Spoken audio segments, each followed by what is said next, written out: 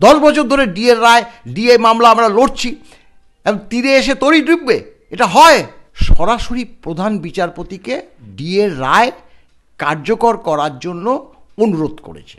কিভাবে নিশ্চিত হলেন যে ডিএ রায় 100% সরকারি কর্মচারী বা শিক্ষক সমাজের পক্ষে যাবে? ডিএ রায় আমাদের পক্ষে যাচ্ছে, অতএব প্রকাশ করলেই আমরা ডিএটা পাবো। তিনি সেই ডিএ মামলা থেকে একদম সরে দাঁড়ালেন যে আমি ডিএ মামলা শুনবো না। প্রধান বিচারপতিকে মেল করেছে, সেই মেলটা যদি তিনি ভালো চোখে না দেখে তাহলে তো আমাদের সমূহ বিপদ। আমরা মনে করছি যে ডিএ রায় কর্মচারীদের পক্ষেই যাবে, আমরা মনে করছি।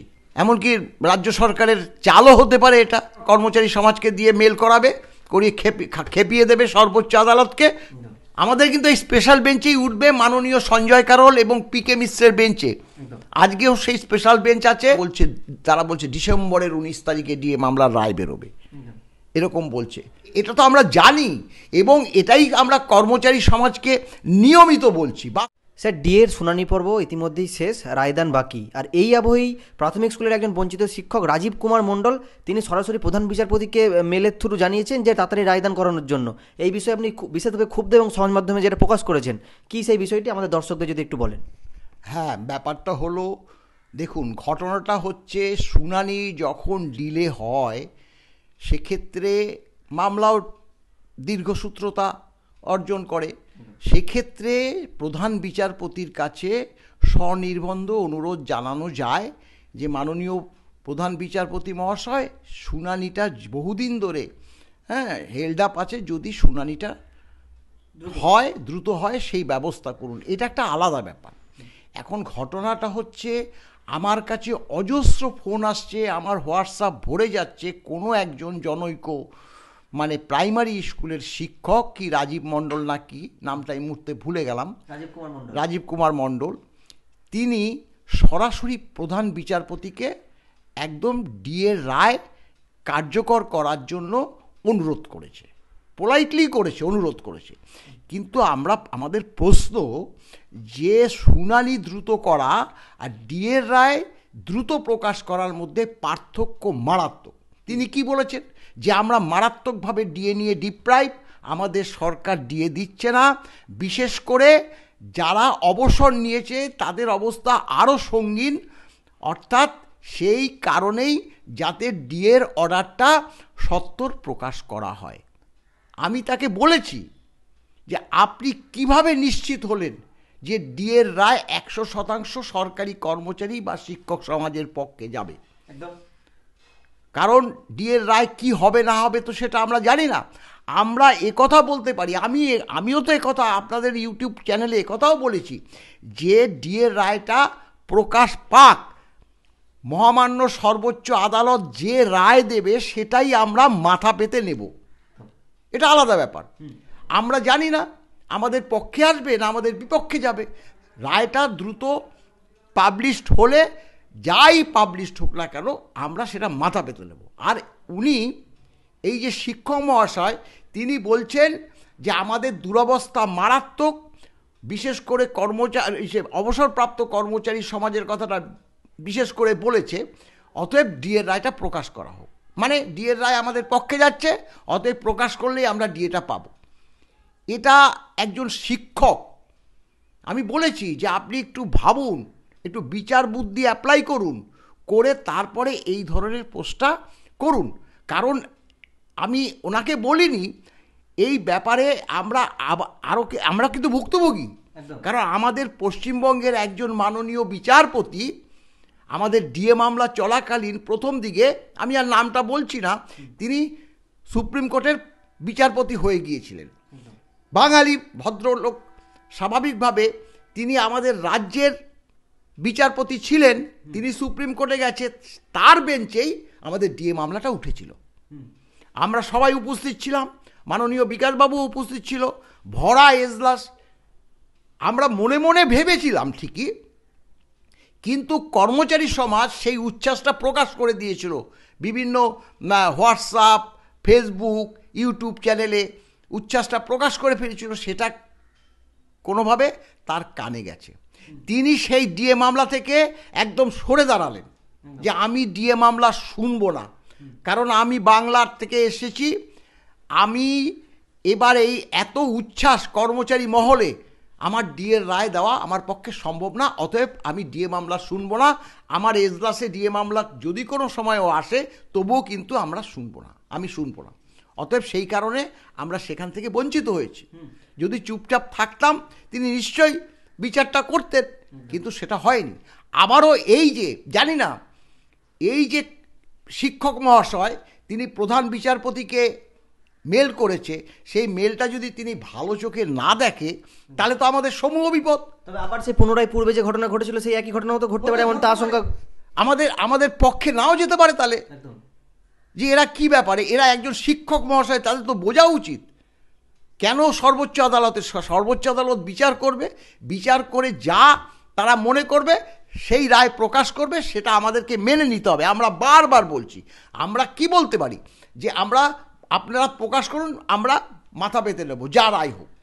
আবার আমরা এটাও বলতে পারি যে আমাদের মনে হয়, আমরা মনে করছি যে রায় আমাদের পক্ষে প্রায় 90% যাওয়ার আশা রাখছি। এটা বলা যায় যে 100%। আমি এও বলেছি যে 100% আমরা নিশ্চিত ডিএর রায় আমাদের পক্ষে আসবে, সেটাও বলা যায় না। আমি কিভাবে নিশ্চিত হলাম 100% আমাদের পক্ষে আসবে?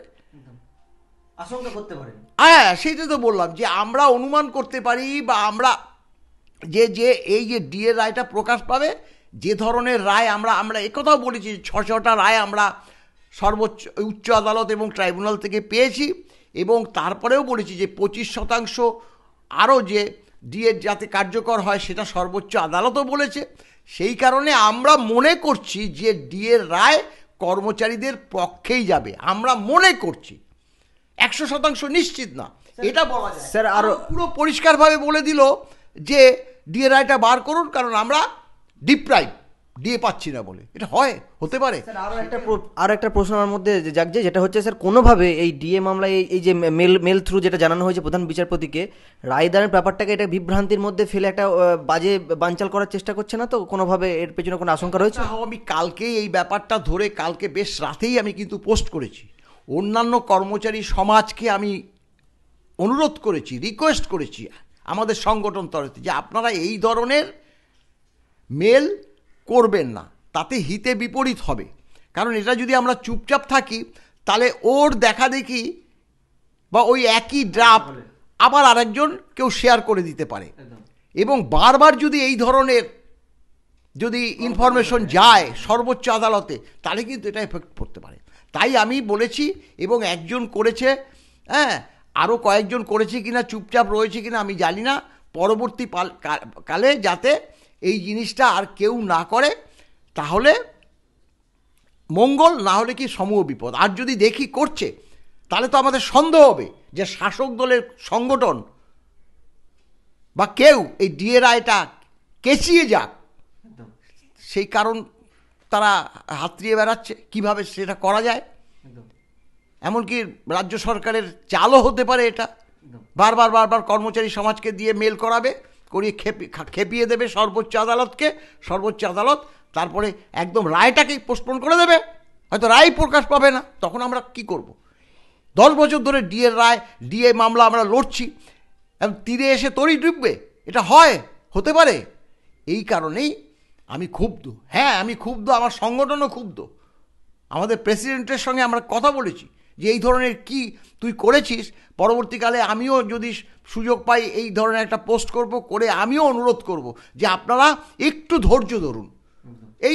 আমি যখনই বলি, এই তো আজকে পর্যন্ত স্পেশাল বেঞ্চ হয়েছে, আজকে ডিএ মামলাটা অনেকে জানতে চাইছে, আজকে মঙ্গলবার 9 তারিখ 2টো থেকে স্পেশাল বেঞ্চ আছে, অর্থাৎ কিন্তু আমাদের ডিএ মামলাটা নেই। আমাদের কিন্তু এই স্পেশাল বেঞ্চেই উঠবে মাননীয় সঞ্জয় কারোল এবং পিকে মিশ্রের বেঞ্চে। আজকেও সেই স্পেশাল বেঞ্চ আছে। অন্য স্টেটের আছে, কেরালারই অধিকাংশ আছে, 4-5টা আছে কেরালার, কিন্তু আমাদেরটা নেই। হয়তো সামনের সপ্তাহে আমাদের থাকতে পারে, বা তারপরের সপ্তাহে থাকতে পারে, আজ না হোক কাল থাকবে। এতদিন আমরা ধৈর্য ধরেছি, কর্মচারী সমাজ তো চুপচাপই ছিল, তাদের তো আর দৌড়াদৌড়ি করতে হয়নি। আমরা এই মামলা এগিয়ে নিয়ে গেছি, আমরা বারবার করেছি ধৈর্য ধরুন, ধৈর্য ধরুন, ধৈর্য ধরুন। ডিএ মামলার রায় আমরা আশা করছি কর্মচারীদের পক্ষেই যাবে, এই কথাই আমরা বারবার বলেছি। আমরা আশা করছি ডিএ মামলার রায় কর্মচারীদের পক্ষে যাবে। আমি আজও বলছি যে ডিএ মামলার রায় কর্মচারীদের পক্ষেই যাবে বলে আমরা আশা করছি। স্যার, আমরা যেটা জানতে পারলাম আপনার মাধ্যমে, একাধিকবার জানতে পেরেছি, স্পেশাল বেঞ্চ প্রতিনিয়তই তৈরি হচ্ছে সুপ্রিম কোর্টে।